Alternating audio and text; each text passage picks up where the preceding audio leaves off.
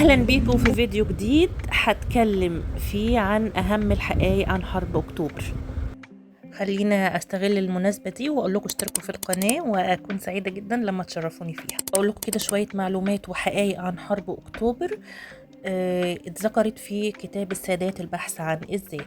بيقول: تم تحديد 3 مواعيد مناسبة للعمليات الحربية على مدار السنة من وجهة نظر العلوم العسكرية. المجموعة الأولى في شهر مايو سنة 1973، المجموعة الثانية في أغسطس وسبتمبر 73، المجموعة الثالثة في أكتوبر 73. كانت أنسب هذه المجموعات هي مجموعة أكتوبر، خاصة أن الجبهة السورية ابتداء من نوفمبر وحتى الربيع غير جاهزة للعمليات نظرا للظروف الطبيعية هناك. كان الفريق الجمصي مدير العمليات للقوات المسلحة هو من قام بتحديد هذه المواعيد وفقا للعلوم العسكرية. كان عدد الطائرات التي عبرت قناة السويس في أول دقائق الحرب في الساعة الثانية تماما وهي إشارة عبور الطيران كان 222 طائرة نفاثة سرعتها فوق سرعة الصوت، انتهت من ضربتها الأولى في تلت ساعة بالضبط.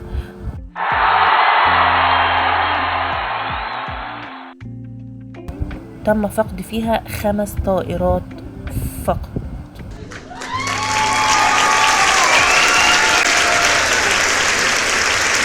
كانت منطقة القنطرة شرق من أهم النقط بالنسبة للرئيس السادات، لأن موشي ديان كان قد خطب في طلاب الجامعات في إسرائيل وقال: لقد تسلمنا الأمانة من الجيل السابق لجيلنا فوصلنا حدود إسرائيل من القنطرة في مصر إلى القنيطرة في سوريا، وعليكم أنتم الجيل الصاعد أن تحموا هذه الحدود وتوسعوها.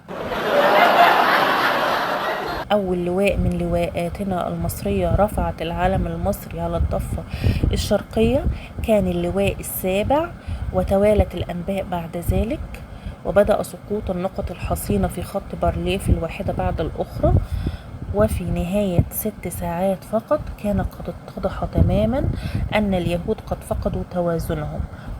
أهم النقط اللي أريد تسجيلها هو ان عبور الطائرات والمشاة تم في وقت واحد رغم ان التخطيط كان ليس ذلك. رغم ان الخطة كانت ان تتم ضربة الطيران ثم ضرب المدفعية، وتحت ستار ضرب المدفعية يتم عبور المشاة، فلم ينتظر الجنود على القناة امر العبور. مجرد ان رأوا 222 طائرة تطير فوقهم بمسافة تكاد تلمس رؤوسهم كافي جدا لإلهاب مشاعرهم، وجعلوا ينطلقون إلى القناة وهم يصرخون الله أكبر. فتمت ضربة الطيران وعبور المشاة في آن واحد. بعد تلت ساعة فقط، أي بعد 20 دقيقة من ساعة الصفر، كانت الطائرات المصرية قد ضربت مراكز القيادة ومراكز إدارة الطيران ومراكز إدارة الدفاع الجوي، فقد فقدت إسرائيل توازنها بالكامل، ليس لل24 ساعة الأولى فقط، بل لمدة 4 أيام كاملة.